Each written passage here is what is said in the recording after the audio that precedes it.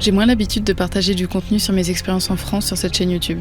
Mais j'ai envie de pouvoir le faire de plus en plus ces prochains mois, parce qu'on a tellement de belles choses à découvrir proches de chez nous. Alors je vais aller à la rencontre de plusieurs personnes inspirantes à l'échelle locale et vous partager tout ça. Dans cette vidéo, je vous amène à la découverte des Pyrénées et des Alpes, direction Font-Romeu, puis Valberg. Et sans transition depuis l'Afrique, bienvenue en France. Je suis dans une station de ski, je suis passée du continent africain et de la vie sur les routes dans un 4x4 à un petit chalet en bois, les pieds dans la neige. Avec le voyage, c'est pas le rythme le plus simple pour être en plein hiver en France.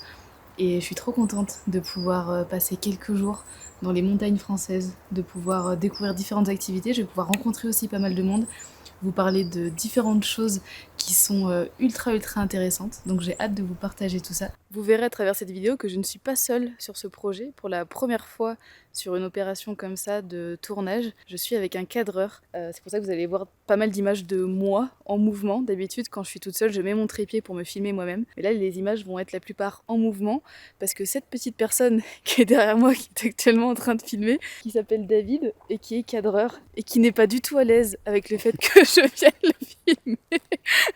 Et du coup, on va être ensemble pour cette semaine de tournage et comme je disais, il y a pas mal d'images qui vont venir de lui, donc c'est trop cool de pouvoir bosser avec quelqu'un d'autre. Je vais encore plus le mettre mal à l'aise.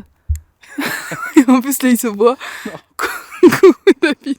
Je regarde pas. Tu regardes pas? Tu vas pas faire un petit... Voilà. Ça c'est David. C'est parti pour la première journée à Font-Romeu. Du coup, on va découvrir le domaine skiable. Il y a plus de 40 km de piste. Ce qui va être intéressant, c'est qu'on va être accompagné de Cécile qui va nous raconter pas mal de choses sur justement le côté environnemental, comprendre comment une station peut perdurer de nos jours, parce qu'il n'empêche qu'il y a beaucoup d'enjeux économiques, écologiques qui sont importants. Donc on va essayer de lui poser pas mal de questions pour comprendre tout ça. On se trouve dans la salle des machines de la télécabine. Elle est toute neuve, elle a été mise en place il y a que quelques mois. Elle a remplacé une télécabine qui avait une grosse quarantaine d'années. Donc là tout est moderne, tout est neuf. Et en fait ils ont essayé de faire ça pour que ça soit le plus économe et écologique possible. Donc il y a tout un principe d'éco-conduite, donc on se rend pas compte, mais la télécabine elle est conduite par quelqu'un. Voilà, ça va nous permettre de ralentir de quelques dizaines de mètres par seconde. Ça nous fait faire pas mal d'économies, ça économise pas mal les machines aussi. Du coup ça fait moins de maintenance, ça fait moins d'utilisation de tout ce qu'on a, des huiles, de tout ça, on les change un peu moins comme on les use moins. Ouais, c'est une bonne chose. Après on fait ça depuis quelques années déjà. Et on voit la différence. Et après ils ont mis en place pas mal de choses, notamment en fait toute la chaleur qui est créée par la télécabine, elle est réutilisée et réenvoyée en fait dans le système d'eau. Donc c'est la télécabine qui va chauffer l'eau, ensuite qui est utilisée pour les gens dans les toilettes, dans les différents robinets et tout autour. Donc c'est vachement intéressant de voir à quel point ils réussissent à réutiliser différentes énergies pour pas que ça soit perdu un petit peu n'importe où. Parler d'enjeux environnementaux en étant dans une station de ski à la fin de l'hiver, ça peut être très touchy. Surtout quand on est soi-même pas irréprochable sur le sujet. Mais moi je pars du principe qu'il faut en parler, qu'il faut ouvrir le débat et qu'il faut chacun faire les efforts qui nous sont possibles de faire. On sait bien que les effets du réchauffement climatique sont alarmants et de plus en plus visibles, notamment dans nos montagnes françaises. Les stations de ski, entre autres, prennent leur part de responsabilité sur ces sujets-là et tentent de s'adapter au mieux pour réduire leur impact. Étant une activité humaine dans la nature, ça pourra jamais être parfait. Mais il faut tendre vers un certain équilibre pour soutenir les enjeux environnementaux tout en préservant l'économie locale et les enjeux sociétaux. Enfin, ça, c'est mon avis perso.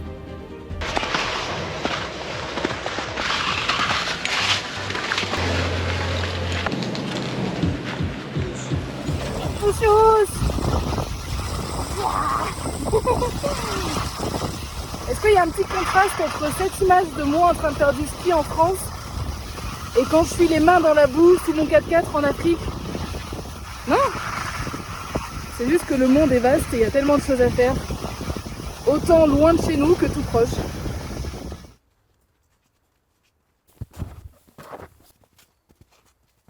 Mon moment préféré, petit coucher de soleil. Tous les sommets aux alentours sont enneigés, commencent à briller de mille feux. On a les pieds dans la neige. Je pense qu'on est pas mal quand même.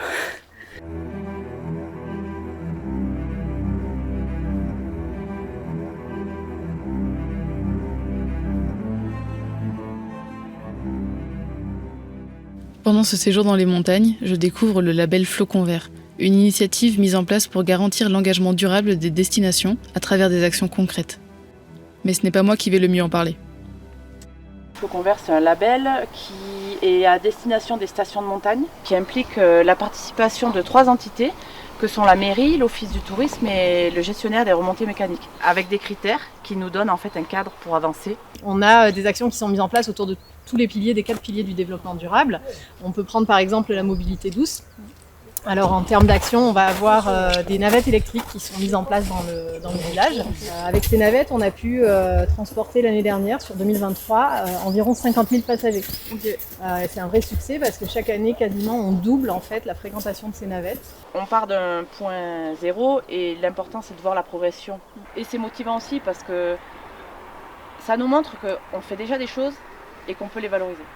Et globalement, vous trouvez vraiment que les gens qui viennent en montagne, qui du coup sont pas forcément de la montagne, ont réussi à comprendre ce respect envers la nature et justement comprennent toutes les actions qui sont mises en place et dans leur comportement vont vers le positif? Oui, globalement, oui, on voit ça. Et après, on s'aperçoit, mais ça c'est partout, que les jeunes générations, c'est eux qui portent le message finalement. Les enfants vont aller montrer du doigt les gens qui ont jeté quelque chose par terre. Donc ce message-là, il passe par les enfants.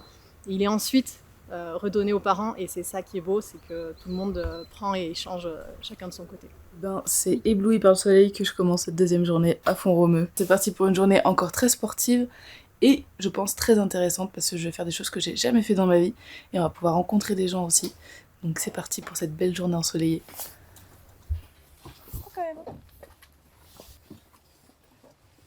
Au départ, c'est ça. L'idée, c'est d'avoir des skis, d'accéder à des endroits qui sont plutôt dans la nature et où il n'y a pas de remontée mécanique, ni de télésiège, ni de tire-fesses.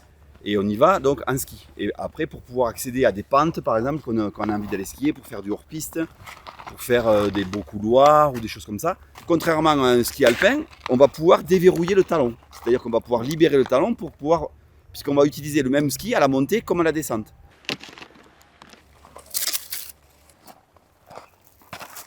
C'est la première fois de ma vie que je fais du ski de rando.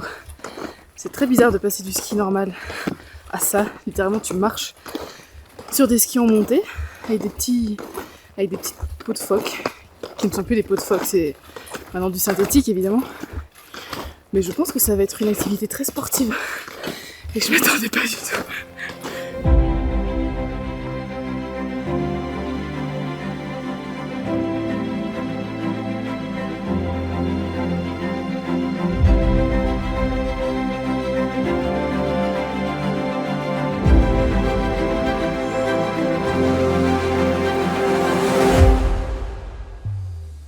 Je pense que je me suis découvert une petite passion ski de rando. Et genre hier, on a fait la même montée mais en télésiège, donc littéralement en 10 minutes. Là, on a mis une bonne heure et demie pour grimper. Et en fait, tu montes tout doucement et tu ressens entre guillemets vraiment la montagne. Et genre, c'est l'effort de tes jambes qui va faire que tu grimpes en haut et qu'ensuite tu vas pouvoir redescendre et kiffer ta petite session de ski.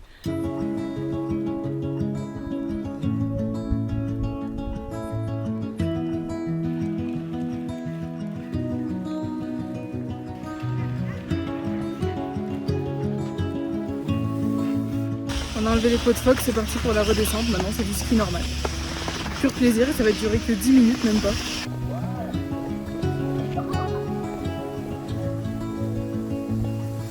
Allez, c'est les derniers mètres. Ouah. Merci à vous. Merci beaucoup. Merci beaucoup. Avec plaisir. C'était trop cool. Ben super, moi aussi je me suis régalé. Ciao, on va prendre un verre pour toi. C'est un petit peu, hein, parce que des avions de chasse. Hein. Ah bah attends, Faut nous suivre. Hein. j'avais du mal à les suivre dans la montée. Et alors dans la descente, Et alors dans pas. la descente, dans la poudreuse, mon gars, ouah, truc de malade, on en avait jusque là. Il est quasiment 18h et on va partir pour une rando raclette.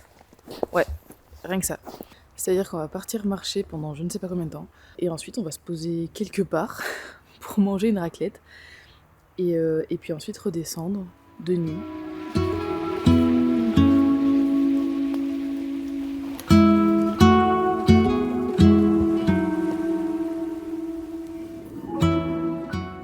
Donc le but du petit A, c'est de transformer l'étincelle en une petite flamèche. Et on va essayer de transférer cette petite flamèche là-dessus.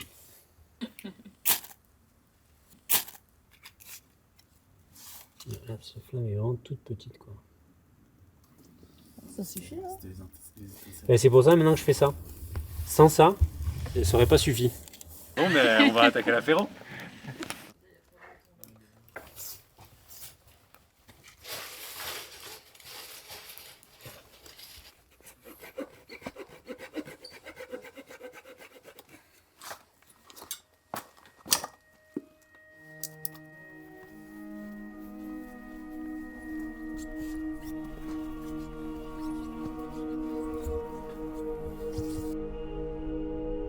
Et bah bienvenue à Valberg. On est dans les Alpes du Sud. Donc on a quitté les Pyrénées. Je me suis fait un petit Montpellier-Nice en train. Et depuis Nice, on a grimpé dans les montagnes avec une voiture électrique. Et là on se retrouve dans un petit appart très sympathique avec vue sur les montagnes. Il y a beaucoup de neige, il y a eu beaucoup de chutes. Donc pourtant on est mi-mars. Donc il faut se rendre compte que même mi-mars il peut y avoir encore des grosses chutes de neige. Donc là il y a plus d'1 mètre de neige. Je pense que ça va être trop cool parce qu'il y a grand soleil. Les conditions vont être trop bien pour pouvoir découvrir la station et les alentours. Non, parce qu'on a changé de montagne mais j'ai pas changé de cadreur. Il est toujours là. Il est même de plus en plus proche. C'est parti pour la première journée à Valberg. On va aller découvrir le domaine skiable avec un moniteur de ski de l'ESF. Mais avant ça, il faut qu'on laisse notre petite Golf à charger dans une borne de recharge parce qu'on a quasiment plus d'autonomie.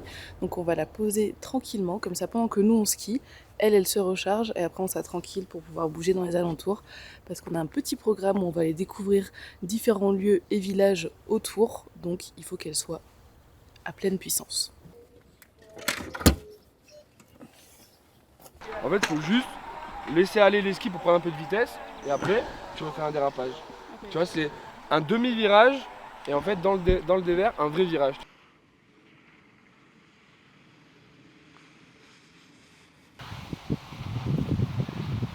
Wouh!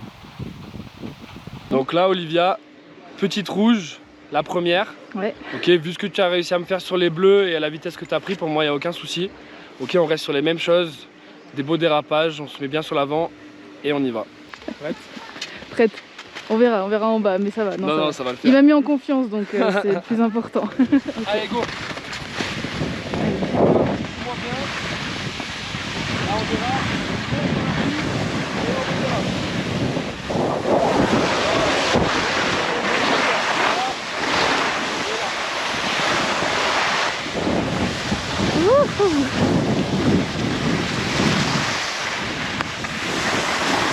Ah, je suis trop fière de moi. Oh, belle.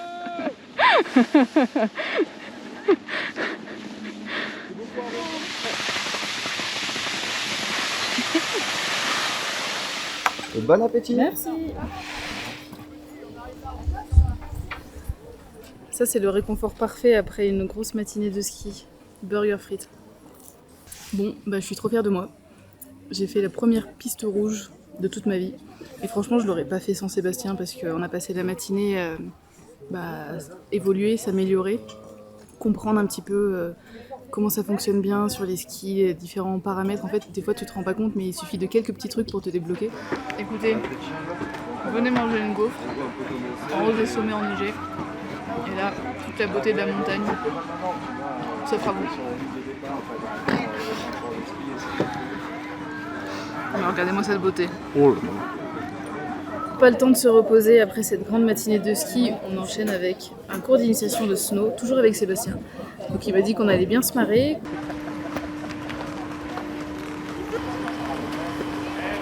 Là, sur le mollet, ta pointe de pied là, quart back, quart front. Jusque là tout va bien. On a fait le tour. Ok. Voilà. Allez, viens. Tu vas remonter d'un coup. Allez, pousse sur les jambes. Voilà, nickel. Voilà, doucement, tu vois. C'est bon. Je te tiens, regarde. Même si t'as... Tire d'eau. Attends, vas-y, repose-toi par terre. Attends, s'il te plaît, évite de tenir, vraiment, je te jure. Si tu pars en arrière, je te retiens, moi. Je te promets. Allez, maintenant, tu essaies de venir vers David. Vas-y, pose-toi au sol. Allez,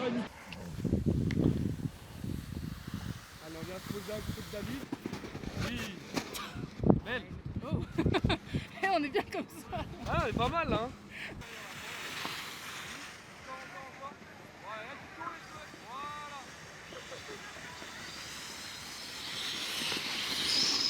Et c'est vachement reposant d'être là, tu vois, c'est des paysages qui sont magnifiques. Et c'est une ambiance vraiment particulière. Ici, en plus à Valberg, c'est l'ambiance qu'on recherche à avoir. On veut vraiment avoir cette ambiance chaleureuse pour les enfants, pour les familles. En plus, j'ai grandi un peu ici, j'ai fait du ski depuis que je suis petit ici, donc ces paysages, je les connais par cœur. Et ouais, je suis amoureux de ma montagne, c'est clair et net. Quand on pense à la montagne en hiver, on pense très souvent au ski, ce qui est normal. Mais en fait, la montagne, c'est bien plus que ça. Et je pense que j'ai pu vous le montrer à travers cette vidéo.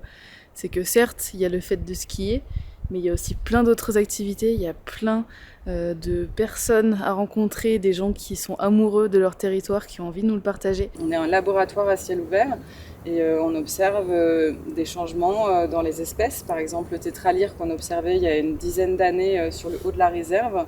Aujourd'hui, malheureusement, on ne l'observe plus. Le lézard osselet pour lequel on a vu cette cabane qui est dédiée à son observation, lui, au contraire, remonte en altitude. On va dire que la montagne arrive quand même à s'adapter au changement. Enfin, vous le voyez, il y a des choses, j'imagine, aussi positives, où on voit que malgré les effets extérieurs, la montagne, elle s'adapte de plus en plus. La nature, effectivement, s'adapte, hein, ça c'est sûr, et elle s'adaptera, je pense, bien après nous.